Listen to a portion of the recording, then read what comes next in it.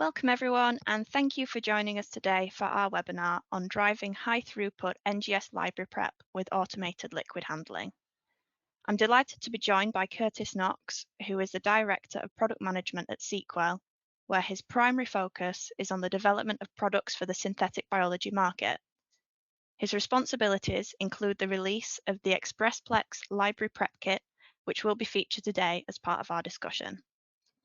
I'm also joined by Paul Lomax, Head of Genomics at SPT LabTech. Paul works closely with researchers and collaborators to develop new automated solutions that address challenges for labs working in the life sciences. Notably, Paul led the development of the Firefly liquid handling platform from initial concept design through to its launch last year. Before I hand over, I'll just run through the agenda for today's webinar. Paul and Curtis will first be exploring the challenges facing researchers in synthetic biology discovery, offering their perspectives based on their individual areas of expertise. They'll then speak about the collaboration between seqWell and SPT LabTech, walking through how the partnership started and then taking a deeper dive into both technologies. They'll then highlight the key benefits from the synergy between the ExpressPlex Library Prep Kit and Firefly and the impacts of this on the industry, allowing for better and higher throughput library preparation. After their discussion, we'll then have time for a Q&A, so if you do have any questions for either of our presenters today, please post this in the question panel and we'll answer as many as we have in the time that we have. So without further ado, I'll now hand over to Paul to begin the presentation. Thanks, Rachel, and welcome everyone, and thanks for joining the call today. This all started about at the start of the year when we first talked to Curtis and seqWell, and back then Curtis had some pretty clear ideas about what was needed for synthetic biologists. Could you actually just kind of share your thoughts from back then, please, Curtis?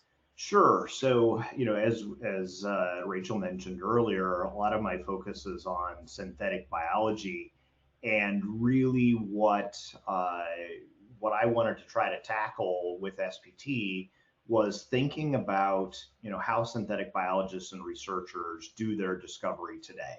And really what it comes down to is a tremendous amount of what I call rinse and repeat. In other words, you need to make new constructs, sequence those, analyze them, and then turn around again once you've actually looked at what you've created and say, okay, well, now I need to do this, or I didn't have what I really needed.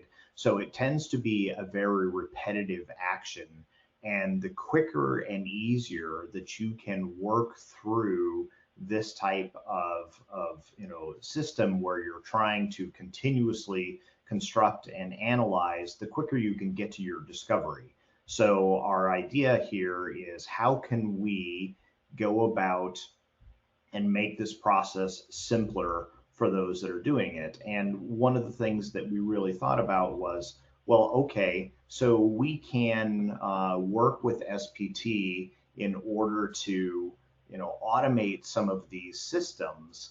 And I'm going to kick it back over to you, Paul, to think a little bit about what systems might be useful and how we went about thinking what might make the most sense.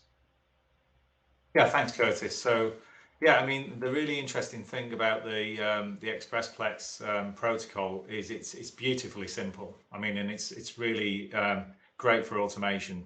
So, as you can see from the slide here, we've got a number of products that could actually all be used to run the protocol to some extent, and it was a case of trying to decide which was the best platform to do that.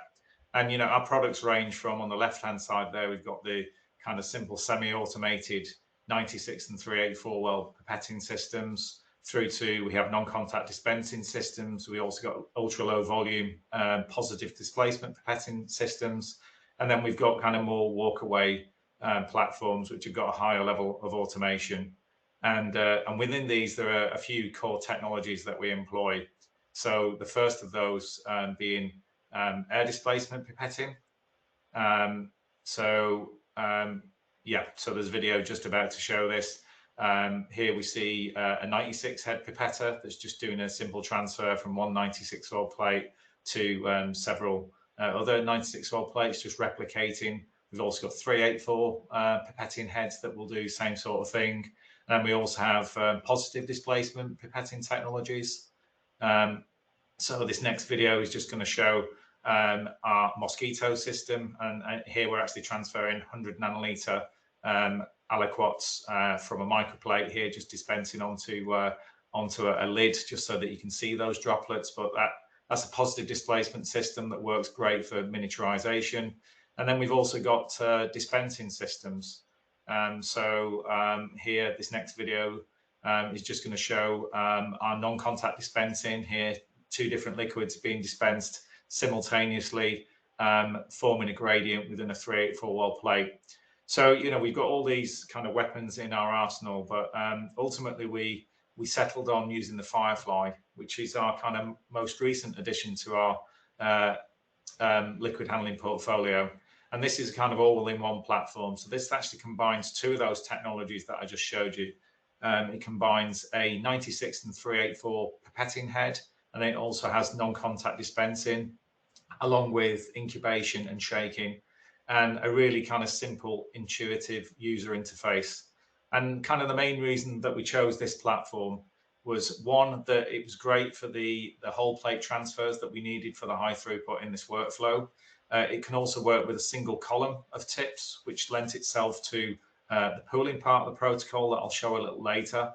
But also, I think we acknowledged the fact that this was probably one workflow that synthetic biologists might be working on within what they do. So it lent itself to other applications as well. And the great thing is, with the ExpressPlex being so quick, that actually there would be plenty of time to do other things on the platform as well. So it was a tool that we could supply that could be used for many things, you know, and this workflow being one of them. So maybe that's a good point at which to kind of switch back to you, Curtis, just to explain a little bit more about the specific ExpressPlex workflow.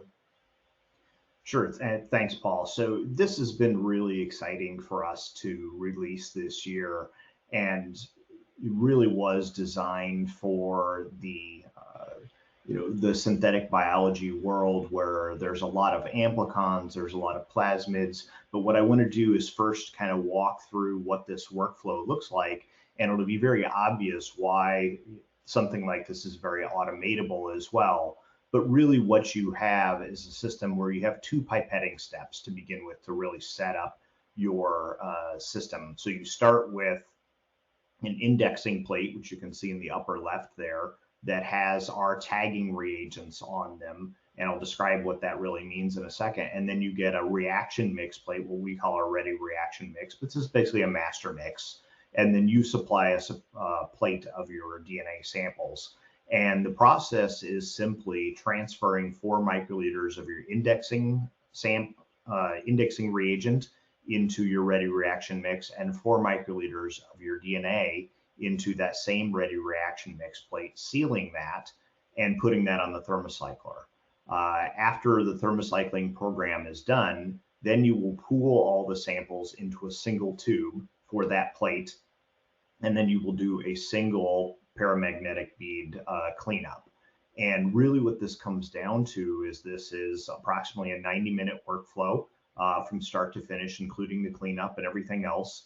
There's 30 minutes roughly if you were to do this manually by hands, and that's really, for the most part, in the magnetic bead cleanup at the end. What's really cool and exciting about this system, and what makes it different from anything else, is that you're doing the fragmentation, the barcoding, the amplification, everything all in one step. And unlike some other tagmentation, fragmentation based systems, you don't have to go out and buy your primers. You don't have to buy your separate barcodes. Everything is built into the initial tagging step. So when the tagging happens, you are physically adding every bit of the Illumina compatible adapter from start to finish at the point of tagging and fragmentation. And what that allows is a system where you really don't have really any chance for crosstalk between your samples, because everything's going through this system individually until the point of pooling and cleanup.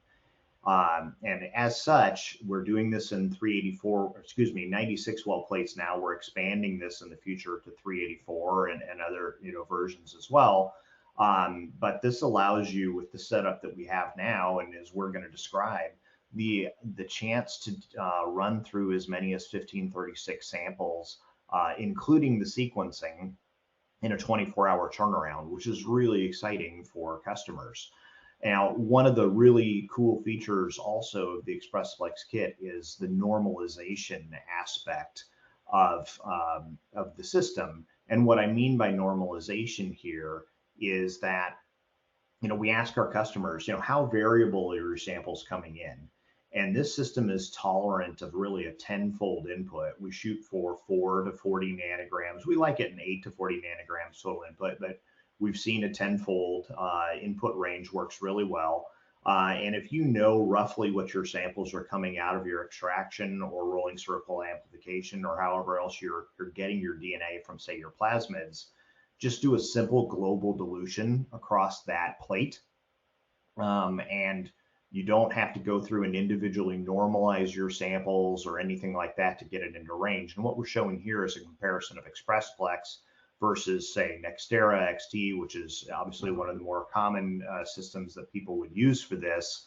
And even when you are individually normalizing those samples there, you see the variability that you can get in your read count levels across those samples. And the more normal your samples are coming out of that is something that allows you to just save time, save sequencing costs, and as you'll see in the next slide in a second, just the ability to actually assemble your plasmids very quickly. So with that in mind, as we start to think about plasmid assembly, what we've found is that even at fairly low read depths, here we're describing just 500 mean read pairs per plasmid, in that we're able to get 100% error-free circularized plasmid assemblies. And we see this routinely where you're not necessarily getting that at these levels. You have to go up to higher numbers of read depth in order to get those full assemblies. So one of the thoughts here is that higher success rates, as well as the potential to actually multiplex more samples or multiplex other non-plasma samples or anything to maximize the use of your flow cell there, such that you're cutting down your sequencing costs overall. And because of this, we're actually expanding this product to 6,144 barcodes around the turn of the year. So you'll be able to do even more samples, throughout this system.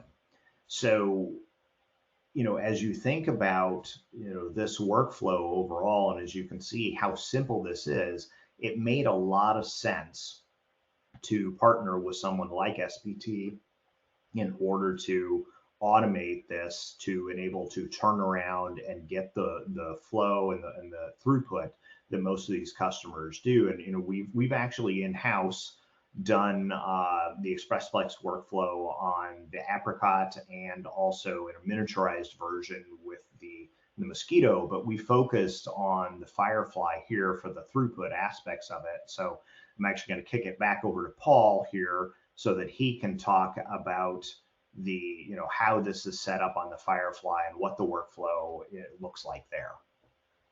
Yeah, thanks, Curtis. I mean, well, the key word here is simplicity. It really is a really nice, simple workflow to automate. As you can see from this slide, these are just a few screenshots from the software. The key point here is the whole protocol is shown on the top screen. It's a very visual UI, but there's only 9 steps in it. And in terms of what we need to load onto the deck, there's just two tick boxes and 3 plates. Within the UI, there's a really nice loading guide which kind of walks the user through the setup. So even though it's nice and simple, this really could be used by somebody who's never used automation before. They could follow the guide, load it, and go. It's really that straightforward. And I'm actually just going to run through some videos of the protocol in action. So this first one is just going to show that the first part of the protocol. So it's just loading on 96 tips. This is running at double speed, by the way, just to kind of go through this nice and quickly. The first addition is the indexes into the orange plate, which is the plate that has the rest of the kit essentially in there.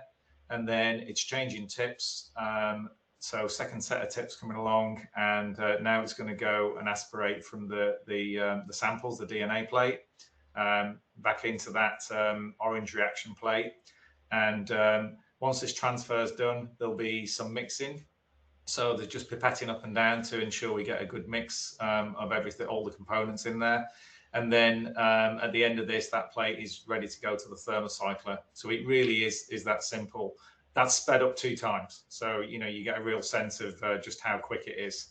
The second part, so once the plate has been taken off and gone through thermocycling, it's brought back. The deck is replenished just with a box with a single column of tips. So we've got the plate back, and we've now got a new destination plate, and we're just simply pooling. So we're aspirating across the first 6 columns of the orange plate, and we're dispensing to the first column of the white plate that you see, and then it'll go back and continue from columns 7 to 12, again back to the first column. And once we reach that point, the whole protocol is complete. Again, this is running just double time in the video, so you know it's still very, very fast. At that point, the white plate can be removed. A manual pipette can pull those samples to a single well, and the bead cleanup's just done on a single tube. So, you know, from our experience, it doesn't get more simple than this. You know, it's a really beautiful kit to automate. And I think at that point, it's good to just have a look at the results, because I think it's fair to say, Curtis, that you're pretty pleased with how it looks. Yeah, absolutely. And, you know, as part of this validation between the two companies, what we did is, you know, we sent over the reagents, and we sent over, you know, the DNA samples and everything. And then we had, you know, your team run multiple plates through this. And then we compared directly to a manual plate that we prepared in-house. So you guys prepared these in the automation system, sent them back to us. We had manual prepared plates here, then we ran them all together on the sequencer. And, you know, it's just beautiful. You could lay these on top of each other, you know, absolutely no loss of reproducibility. And this is exactly what you want your automation system to do, is to be able to just run this time after time after time in such a way that, you know, you're allowing your techs to do other things, or to be able to feed this system in such a fashion that you can turn around a lot of samples very, very quickly, which we'll talk about, you know, in a few seconds here, without any concern about the, you know, the reproducibility of these samples going forward. And so while I don't show assemblies or anything here, really what we're looking at is reproducibility, and couldn't be more pleased with the, you know, how tight these are comparison across the board. Yeah, so, I think it was great to see such great results. And as I say, it just went so smoothly in terms of automating. I think, you know, one thing that you've touched upon throughout this, and, you know, where we started out right at the beginning was the need for high throughput. And I think what we see from this point is that there's the ability to push this a lot further in terms of the throughput. And you mentioned, I think, 384 well plates and greater numbers of indexes. So I think there's plenty of scope to actually push this even further than we have already. Yeah, and if we think about, you know, going back to our original question here of, you know, what does it look like to be able to start to finish and continue to get through these samples on a regular basis and push the speed of your discovery. So, you know, we've got a nice little kind of visual here for us to think about what it takes now to do, you know, 1536 samples and have that from the point of extracted DNA to the point of actual sequenced data in 24 hours. And so I should note, you know, the videos and everything that we've shown up to this point has been doing one plate at a time. very easy to do this, 2 plates at a time. And so as we've kind of demonstrated this and worked through the timings and everything else, what you can do with this is a situation where you can run 2 plates at a time for the physical setup of, the libraries to put them on the thermocyclers. So, it only takes a few minutes to do each of those plates. In 40 minutes, you can have 8 plates set up, put those on your thermocyclers. While those are thermocycling, you can have another set of 8 plates running in order to generate 16 total plates, which is your 1536 samples. At the point at which that thermocycling is done, pull those plates back, then turn around your second set, put those on the thermocyclers. You can be pooling your original 8, and you can do those 4 plates at a time. As you see, it takes very little to pool those plates.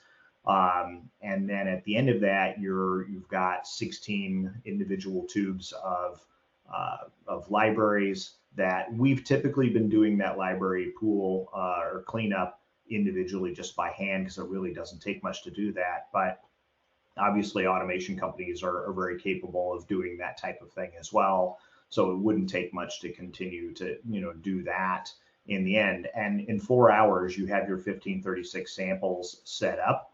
At which point then you put it on your sequencer, run it overnight. It's approximately a 19 to 20 hour run on a MySeq for a 2x150 run.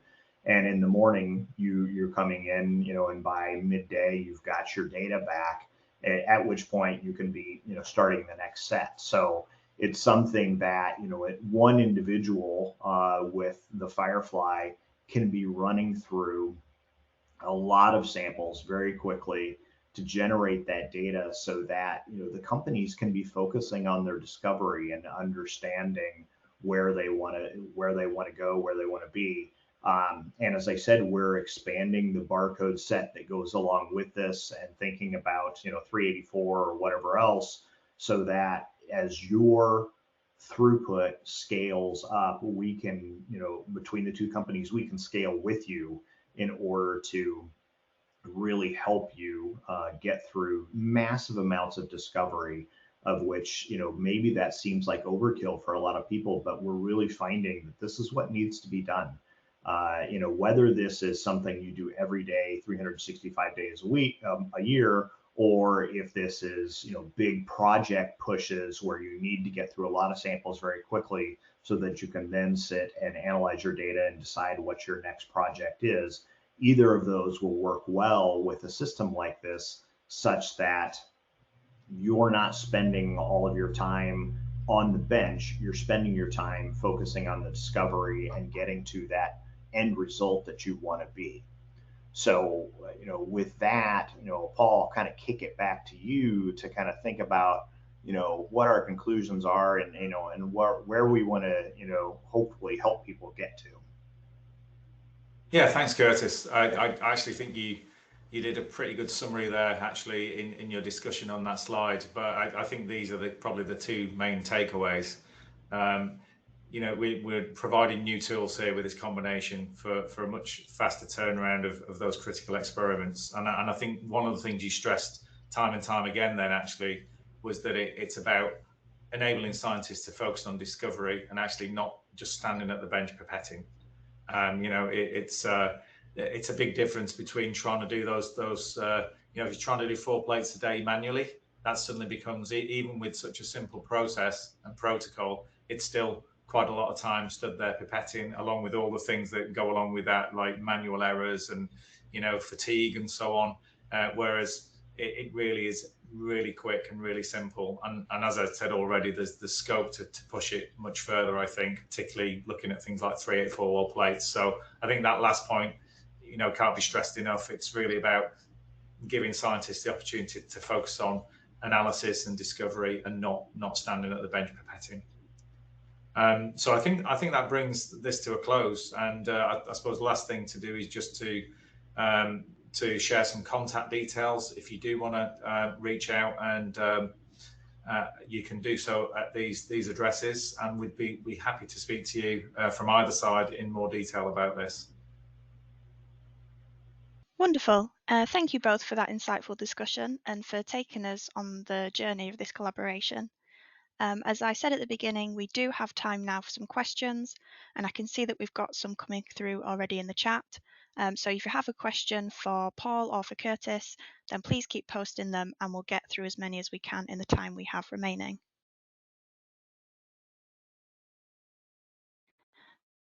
So to kick off discussions then, the first question that I have here is, what advice would you give to a lab considering a large-scale ramp-up of their sequencing? Yeah, Paul, do you want to take the instrument first? Yeah, I mean, well, actually, I'm going to kick it back to you because I'm going to say, if you're thinking of kind of scale up, I think the first thing is getting the process right. You know, I think you need to have an application, a protocol that works, that you know, and then I think from our perspective, our applications team are, you know, kind of happy then to look at working with our customers, looking at the workflows, and then looking at which flavor of automation might suit it. But I think the other thing is probably about expectations. I think automation can definitely improve consistency. You don't get kind of user to user variability. It can definitely improve throughput. What it won't do is suddenly give great results with bad samples, and it won't suddenly give you, you know, much better data than if you were getting really poor data for whatever reasons before. It's unlikely to fix that. So I think you start with a protocol that is solid from a kind of chemistry point of view, but and then, you know, you have a good idea of what kind of throughputs you're trying to achieve, where you'd like to get to with it, and that's always a good starting point for us. Yeah, and I would add to that actually the idea of you know, starting from the other end and saying, you know, what does done look like? Because someone always used to tell me in that, you know, what's your goal? How many samples do you think you need to process at a time? You know, what does your labor look like? What you know, what does your bench space look like? And then sit down and talk with people that are knowledgeable, like ourselves, or other people that you know, have done something similar, to learn. And you know, there are really great ready-made solutions, like exactly like we're talking about today, that'll hopefully get you very close, but you might have to tweak a little bit something here or there, and people are here and willing to help you with that. So those are the things to, you know, just to think about what you're really trying to achieve, and then sit down and talk, and you'll find that, you know, knowledgeable people will be able to help you put together the system that really makes sense for you.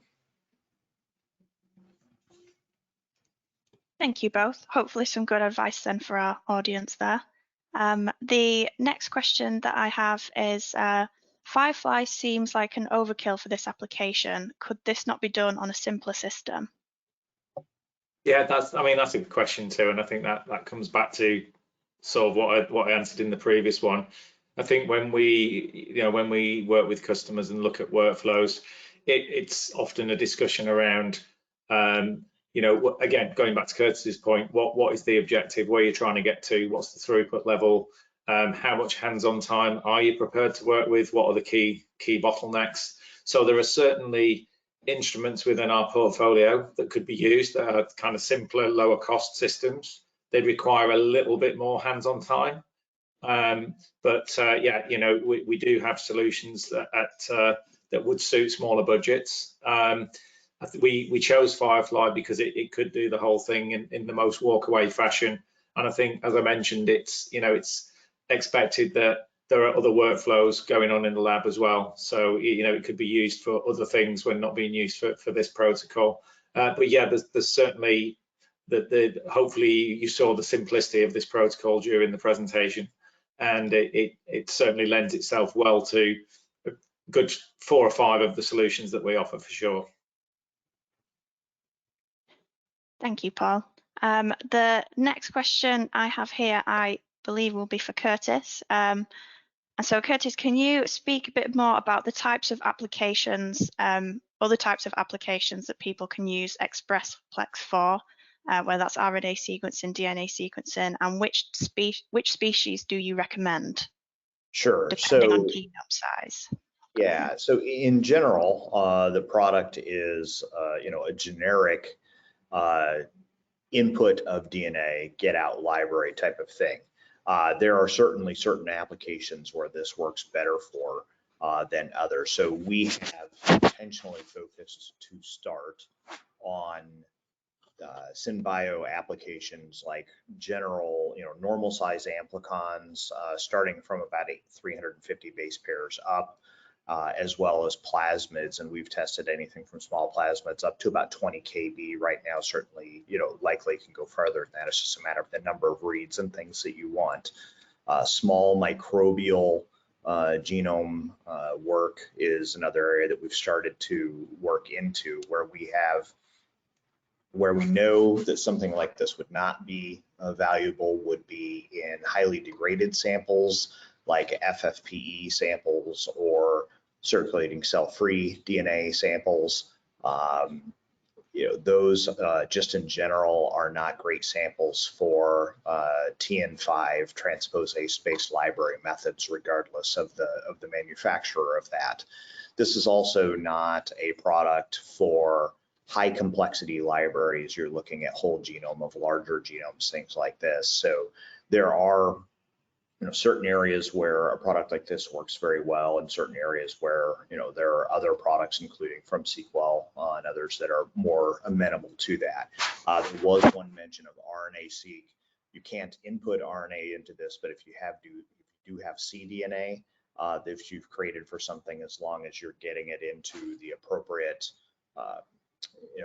concentrations coming in, then we certainly have seen that work and have done some of that ourselves internally. So we'd be happy to talk to anybody that's doing bulk cell RNA, full length transcript work, where they're turning that into full length cDNA, and then that can be input and basically treated as amplicons in that case.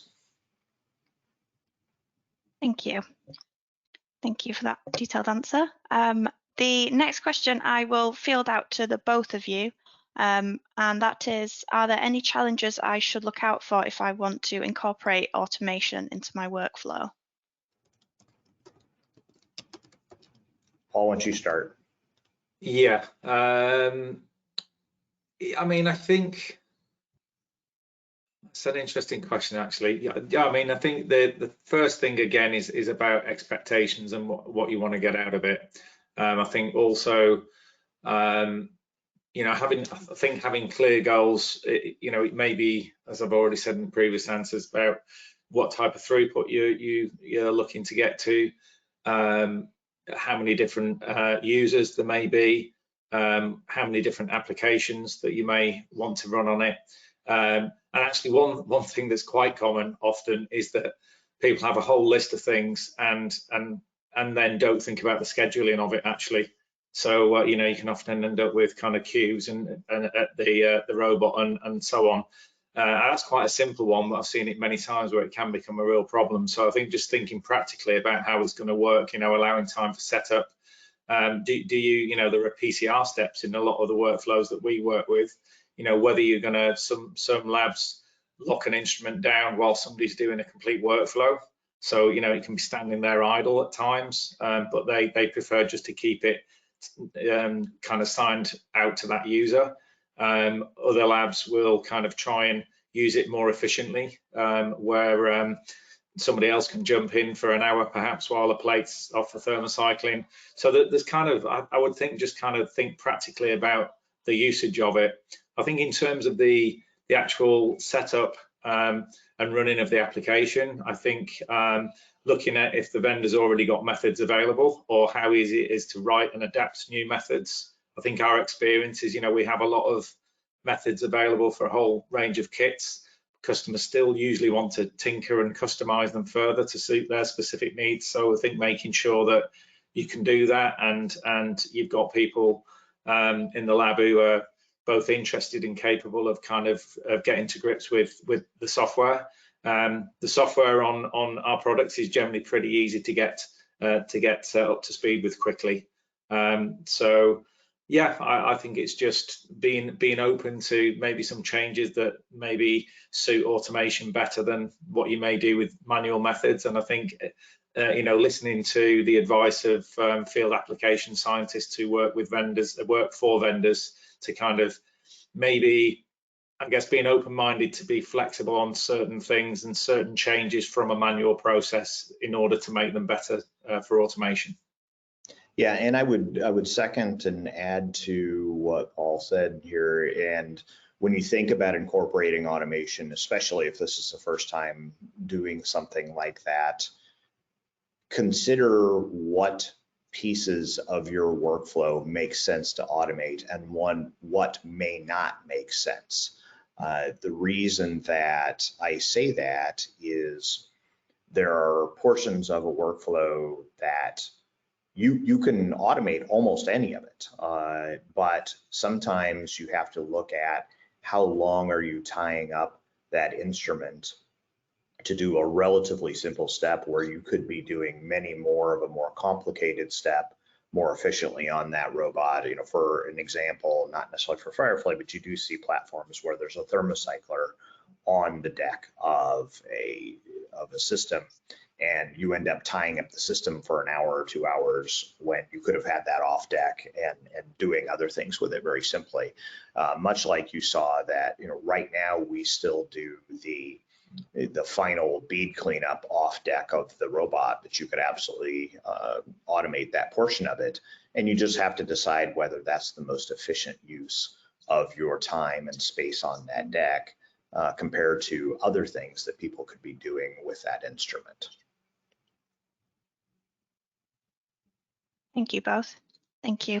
The next question I have here is for Curtis, and that's can the DNA input for the ExpressPlex workflow go below the recommended 8 nanograms?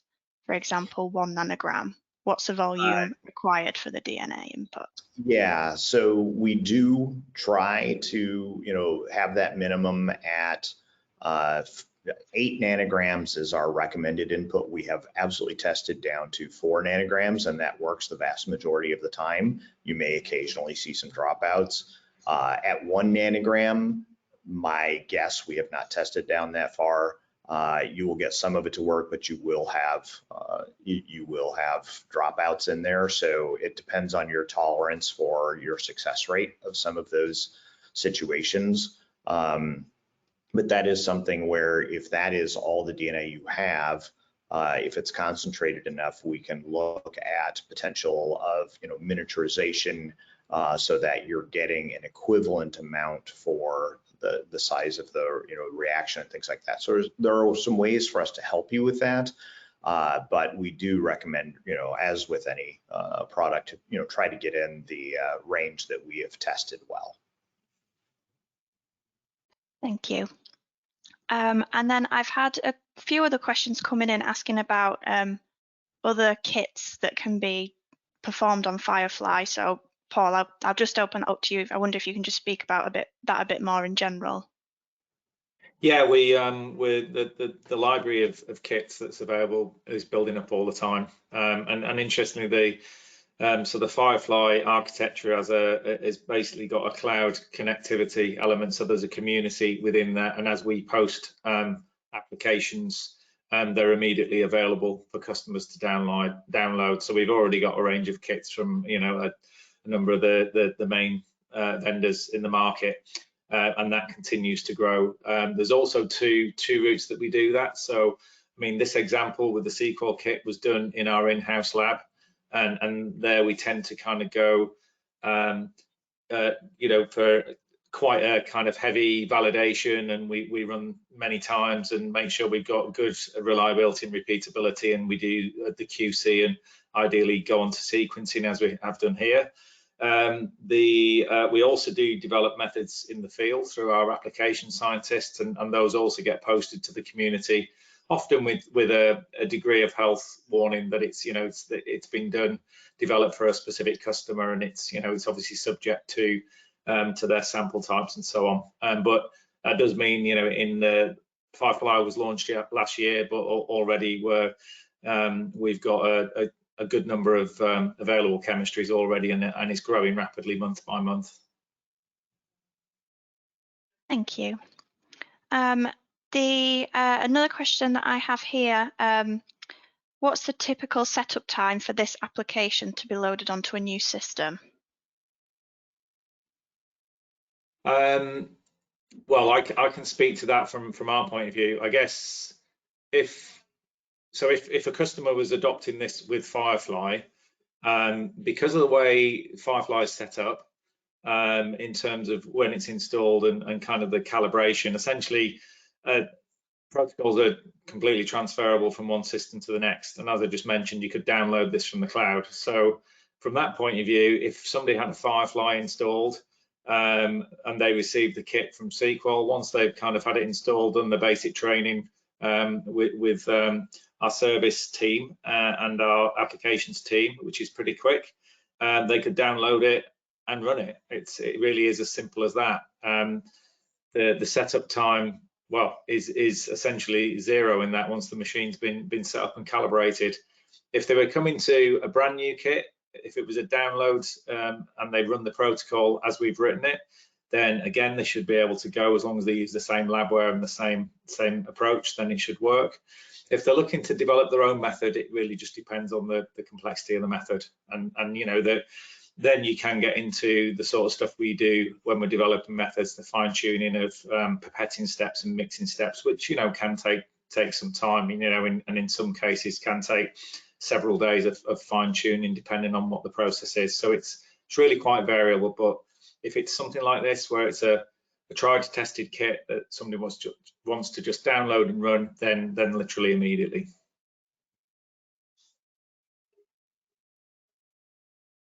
Thank you. And then I think we'll make this the last question that we'll answer live. Any that we've not got around to answering, we can of course follow up with email.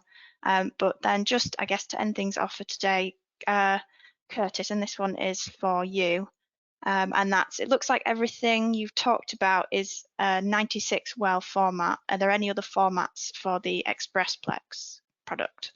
Yeah, absolutely. You know, we launched the product with 96, and we are actively developing that into a 384 well version of this product, moving from 1536 barcodes, which is what's out there now, to 6144 barcodes. And that's actually, we could put that into people's hands as early access now. And we'll have that fully launched right around the turn of the year. So for our, what I would consider, you know, very high to ultra high throughput customers, that is something that, you know, both of our sides can help them move to pretty quickly. Thank you. So I believe then that's a wrap for us today. Thank you again for everyone who's joined us and has stayed with us all this time. Thank you again to Curtis and Paul for their time and for their presentation today. We will follow up with any questions we didn't get around to answering via email, and I hope you all enjoy the rest of your day. Thank you, everyone. Thanks all.